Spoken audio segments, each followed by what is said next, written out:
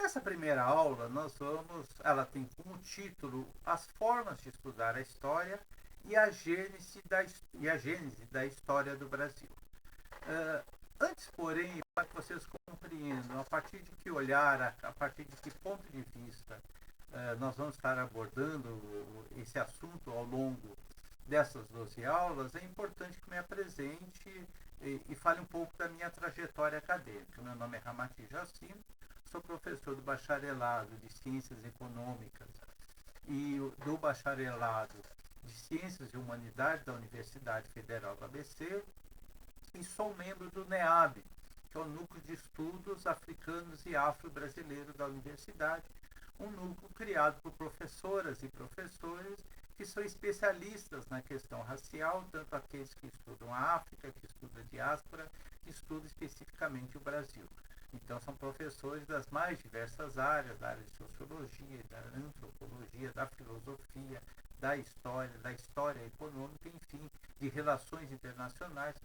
São professores e professoras que criaram este núcleo, que tem participação inclusive de alunos e alunas de pós-graduação e alunos da graduação da universidade. Então é a partir dessa elaboração que a gente procura contribuir. A minha formação é em História e eu depois fiz o meu mestrado, meu doutorado na Faculdade de Filosofia, Letras e Ciências Humanas da USP, discutindo e pesquisando a história do negro no Brasil. Então, no mestrado, eu pesquisei o período de transição do trabalho escravo para o trabalho assalariado, em especial utilizando como fontes o recenseamento de 1872 e o recenseamento de 1890, como se deu essa transição e como que nessa transição foi desenvolvido um conjunto de ações que vão excluindo, marginalizando a população negra no Brasil. O doutorado eu pesquisei um outro período, que foi de 1912 a 1920, buscando compreender como que a segunda e terceira geração pós-abolição estavam inseridos na sociedade, no mercado de trabalho em especial, e que foi então, a partir daí foi possível perceber as consequências da forma como se deu a transição do trabalho escravo para o trabalho assalariado no Brasil. E hoje, o meu foco de pesquisa na universidade são as desigualdades raciais no Brasil. Então, este é o olhar, é o ponto de vista sobre o qual eu me debruço. Nessas aulas, eu queria registrar que tem uma grande ausência aqui de autores, dos autores clássicos que interpretam o Brasil, que é Celso Furtado.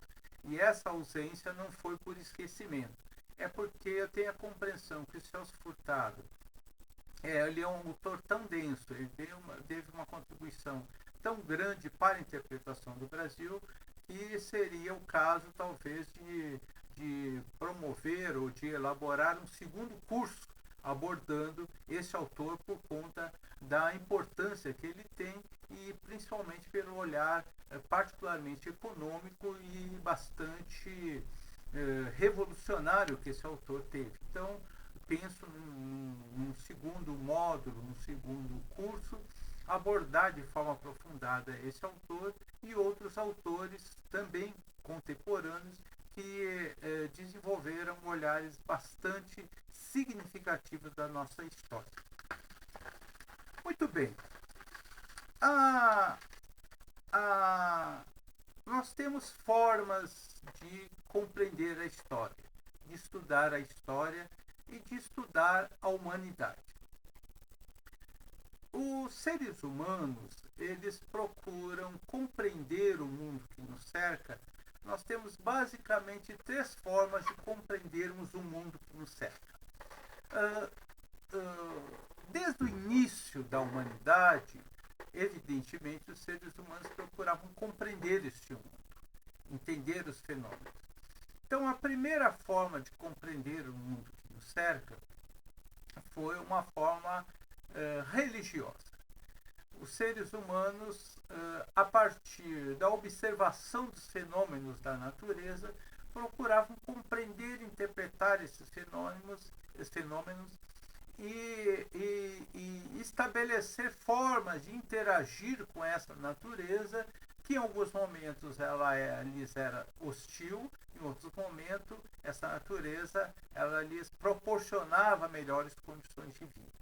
Então assim vão procurando interpretar este mundo que o cercava, tanto no que diz respeito à natureza como naquilo que diz respeito à sua identidade, né? De onde vamos para onde, de onde viemos para onde vamos, né? O que significa as nossas relações, o estudo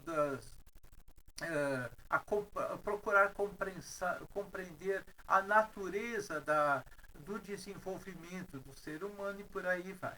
Então, as primeiras formas de compreender o mundo que nos cerca, estes seres humanos procuravam interpretar os fenômenos naturais. Então, como é que, por exemplo, acontecia o milagre de colocar uma semente embaixo da terra e essa semente ela poderia germinar e se transformar numa planta que iria alimentá-los. Então, era algo inexplicável para esses seres humanos. E assim começa a desenvolver a teoria que poderia existir embaixo da terra algum ser invisível que contribuía, que determinava o nascimento daquela planta. Ocorre que eles percebiam, pela observação, que essas plantas elas precisavam de água para se desenvolver. Então, começaram a atribuir algum tipo de ser invisível que jogava água, né, fazia chover, de maneira que essas plantas pudessem se desenvolver. Os seres humanos observavam ainda que essa planta ela precisava do sol para se desenvolver. Não do sol, que poderia ser muito intenso e que em algum momento poderia prejudicar e queimar aquelas plantas, ou a falta total de sol que impediria essas plantas de se desenvolver. Então começam a também atribuir o nascimento do sol e a queda do sol nas noites à ação também de algum ser invisível que estaria ali para fazer este sol nascer e morrer. É assim que, então, a partir dessas observações, os seres humanos começam a desenvolver explicações míticas para o surgimento daquela planta, por exemplo, que teriam divindades que estariam interagindo para que essa planta se desenvolvesse e pudesse lhes ajudar. Ocorre que, às vezes, o sol poderia ser inclemente, queimar essa planta, a chuva poderia ser pouca e não permitir que a planta nascesse, ou ser muito a ponto de provocar uma inundação. Então, passa-se a atribuir o nascimento ou não de uma determinada planta, utilizando esse exemplo do surgimento da agricultura, ao humor dessas divindades, desses seres invisíveis que, portanto, são as divindades. E assim passa-se a explicar esses fenômenos através da ação, né, de uma compreensão que essas divindades poderiam estar de bom ou mau humor, e para isso era necessário que os seres humanos interagissem com ela, escolhendo dentre os membros da sua comunidade aquelas pessoas que eles supunham que tinham mais capacidade de dialogar com essas divindades e, portanto, daí é o surgimento dos sacerdotes. Então, essas sociedades, em especial com o sedentarismo, essas sociedades passam a desenvolver explicações sobre os fenômenos da natureza, utilizando a compreensão, a interpretação que divindades estariam agindo para o bem ou para o mal, e, portanto, era necessário uma relação com essas divindades, e algumas pessoas estariam desenvolvendo a relação com essas divindades. Então, a primeira explicação que se tem a respeito do mundo que nos cerca é baseado na fé, né, no acreditar, na religiosidade. Não por acaso, todas as religiões originais são religiões politeístas, são religiões panteístas, que compreendem que essas divindades têm um papel muito importante na relação com os seres humanos. A partir do desenvolvimento das sociedades, os seres humanos começam então a desenvolver um outro pensamento mais aprofundado a partir da sua capacidade de abstração, a partir do seu raciocínio, do seu pensamento, e aí surge uma outra forma de compreender o mundo que nos cerca, que é a filosofia. Então, a filosofia, ela é uma outra forma que ela não é baseada na fé como a religião, mas ela é baseada no raciocínio, na capacidade de abstração do ser humano. Então, essa é outra forma de compreender o mundo que nos cerca.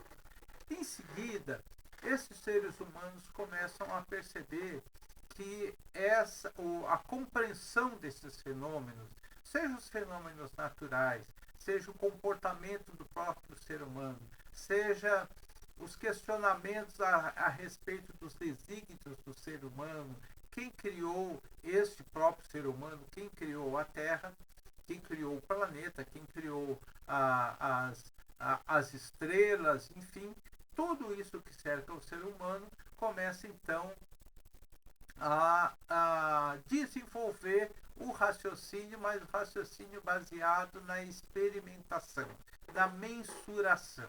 E assim surge outra forma de compreender o mundo que nos cerca, que é a ciência. Portanto, existem essas três maneiras de compreender esse mundo que nos cerca. A religião, baseada na fé, a filosofia, baseada na nossa capacidade de abstração, de pensamento, e a ciência, evidentemente, baseada no pensamento e mesmo na abstração, mas que ela necessita a mensuração, ela necessita a comprovação. Então, essas três formas de compreender o mundo que nos cerca, evidentemente, no ambiente acadêmico, nós utilizamos tanto a filosofia quanto a ciência.